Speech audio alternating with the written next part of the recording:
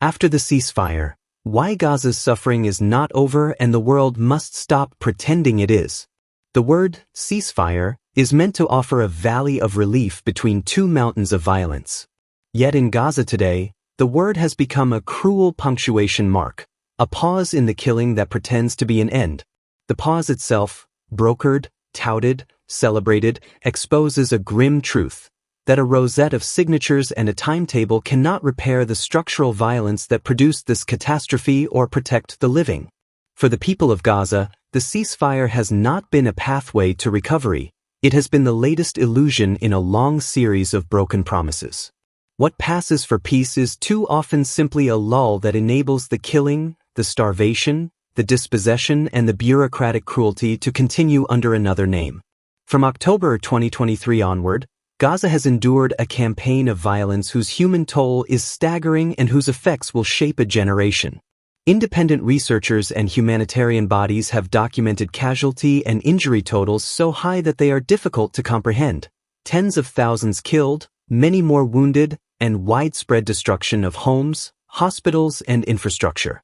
The UN's humanitarian reporting and Gaza health authorities place the overall death toll in the tens of thousands and count injuries, internally displaced people, and destroyed infrastructure by the hundreds of thousands. The humanitarian needs remain catastrophic.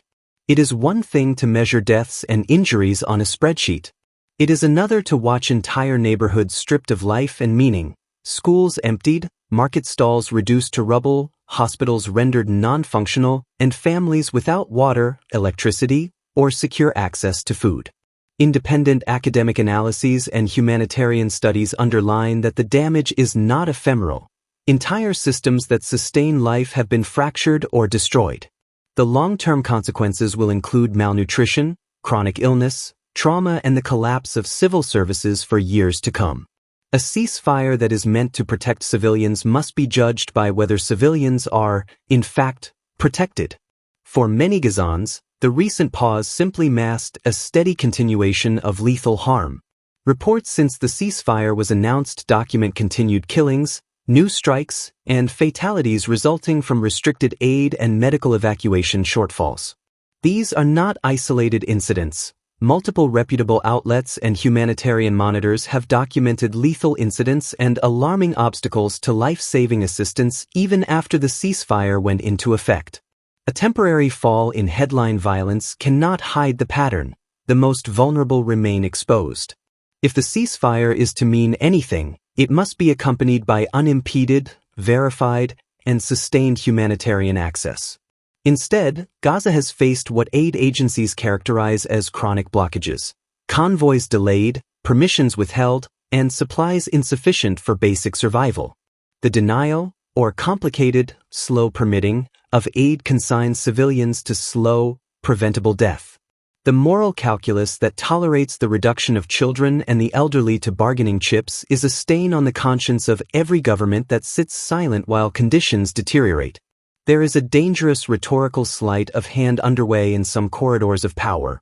Because a ceasefire has been announced, the war is declared over, and thus attention, pressure, and political will evaporate. But a ceasefire that does not remove the instruments of violence or address the causes of war is a brittle thing. The architecture of occupation, blockade, forced displacement, and impunity must be confronted if the cycle is to end. A ceasefire that simply freezes an unequal status quo will produce future rounds of violence. That is not prophecy so much as arithmetic.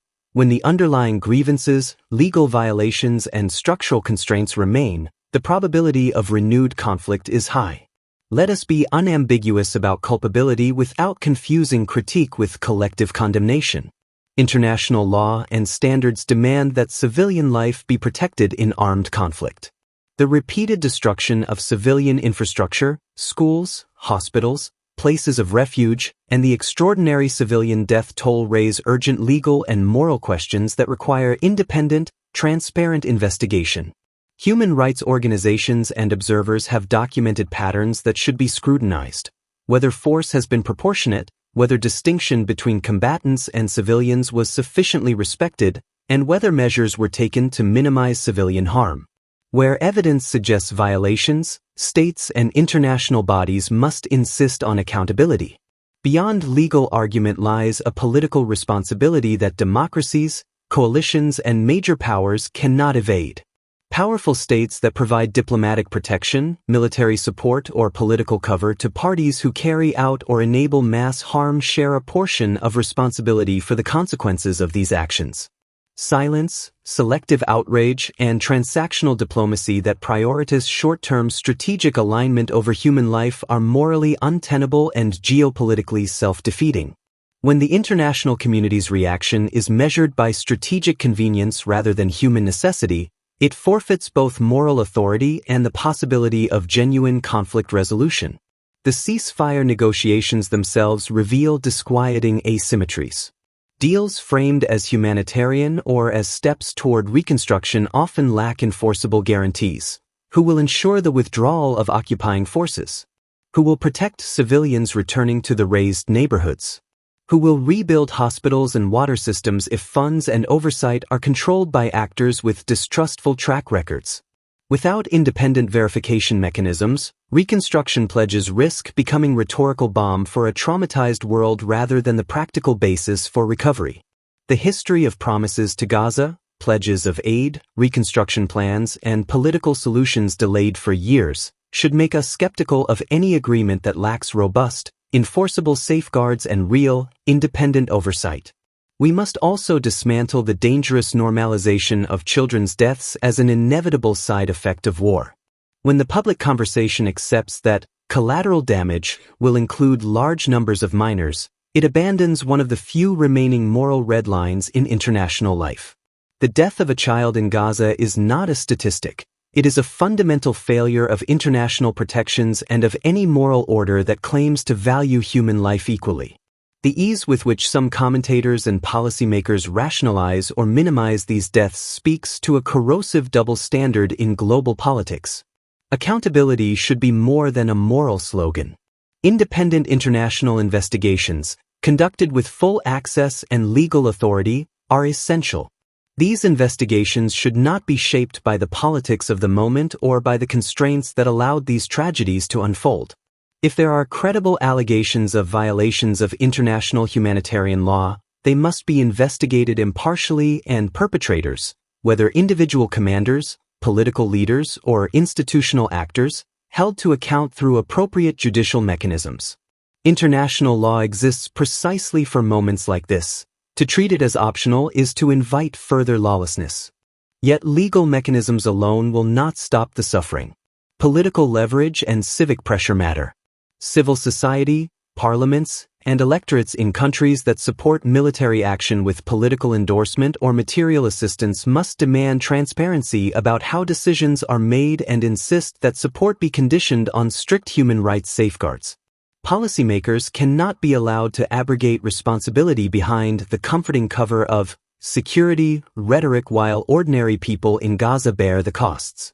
Democracies that value human rights must align their policies with those values consistently, even and especially when the politics are difficult. There is a practical policy agenda that should shape any usable approach to Gaza's present emergency and to the prevention of future cycles of violence. Guarantee unimpeded humanitarian access, with international monitors empowered to oversee distribution and security. Humanitarian needs are immediate: food, water, medical supplies, fuel for hospitals, and shelter for the displaced. These needs cannot wait for protracted political bargaining.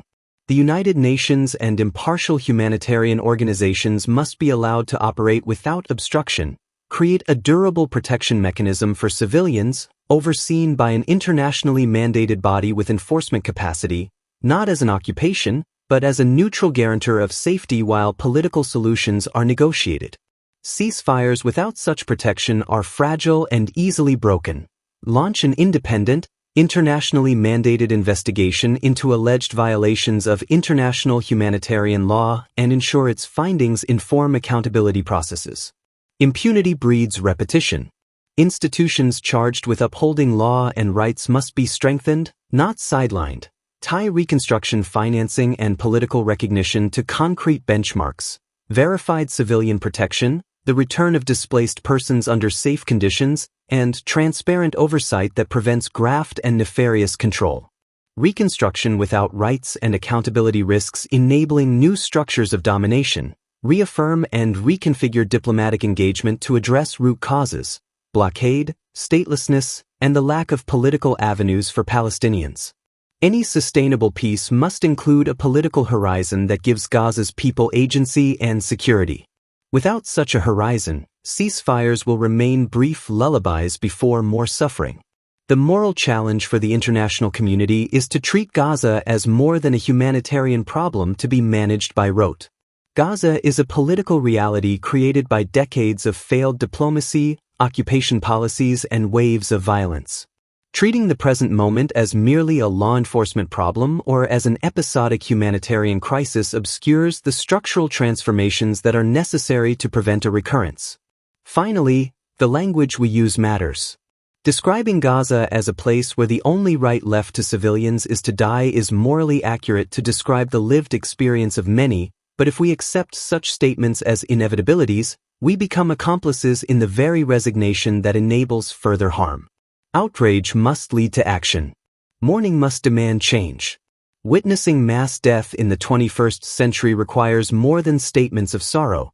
It requires institutional reform, political consequences, and unflinching public pressure. The last thing Gaza needs is performative sympathy that evaporates at the first sign of inconvenience. What Gaza needs is sustained international engagement that privileges human life over short-term geopolitical calculations, a legal order that protects the vulnerable, and a political architecture that offers rights, not dispossession. There can be no durable peace built on the silence of those who could have acted. History will judge the decisions of the next months harshly. Will the international community allow a fragile ceasefire to be the pretext for abandoning Gaza to a slow death of deprivation and displacement? Or will it insist, with laws, with money properly conditioned, with diplomatic pressure, and with the persistent voices of citizens, that the people of Gaza have the right to live with dignity and safety? The choice is not abstract. It is immediate. For those now living under the shade of rubble, tomorrow is not an academic question. It is the difference between rebuilding and obliteration.